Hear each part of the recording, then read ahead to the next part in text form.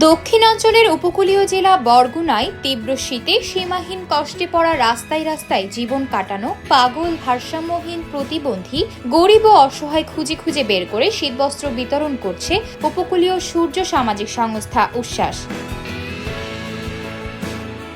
দেখা যায় গত কয়েকদিন ধরেই মধ্যরাতে বরগুনার বিভিন্ন এলাকায় পাগল ভারসাম্যহীন গরিব অসহায় হতদরিদ্র ছিন্নমূল মানুষের মাঝে উষ্ণতা দিতে কম্বল নিয়ে জবুথবু শীতার্ত মানুষের দাঁড়ে দাঁড়ে হাজির হয়ে গায়ে কম্বল জড়িয়ে দেন উচ্ছ্বাসের সদস্যরা। উপকূলীয় সূর্য সামাজিক সংস্থা উচ্ছ্বাসের পক্ষ থেকে মূলত আমাদের স্বেচ্ছাসেবী যারা সদস্য রয়েছে এরা মিলে কিন্তু একদম গভীর রাতে মূলত গভীর রাতে নেমে আমরা শহরের বিভিন্ন স্থানে ঘুরে ঘুরে যারা ভারসাম্যহীন বা পাগল প্রকৃতির লোকজন বা অসহায় ছিন্নমূল মানুষ রয়েছে তাদেরকে খুঁজে খুঁজে আমরা কিন্তু এই কম্বলগুলো তাদেরকে পরিয়ে এবং তাদের মধ্যে আসলে উষ্ণতা সরিয়ে দেই।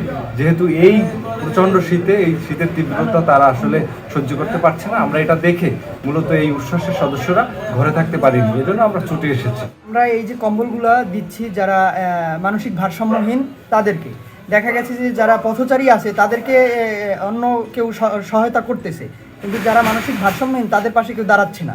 এই জন্য আমরা এই কম্বলগুলো যারা আছি আমরা এই স্বেচ্ছাসেবীরা, ঠিক আছে, তারা এই গভীর রাতে নেমে তাদেরকে আমরা এই সহায়তাটা করছি এবং এইগুলো তাদের মাঝে বিতরণ করতেছি, যাতে তারা এই রাস্তার পাশে যারা শুয়ে আছে, ঠিক আছে, তারা যেন এই কম্বলটা জড়িয়ে একটু তৃপ্তিতে ঘুমাতে পারে রাতে। আজকে ভারসাম্যহীন এবং পাগল এবং যারা আসলে ছিন্নমূল প্রকৃতি রয়েছে তাদেরকে তীব্র শীত প্রবাহের মধ্যে একটু উষ্ণতা ছড়িয়ে দেওয়ার জন্য এই কার্যক্রম চালু হয়েছে। এই যে উষ্ণতাটা আমরা চাচ্ছি যে সকলের মাঝখানে যেন ছড়িয়ে যাক এবং এই স্বেচ্ছাসেবী সংগঠনটা যেন আরো সামনে এই প্রসারটা এগিয়ে নিতে পারে।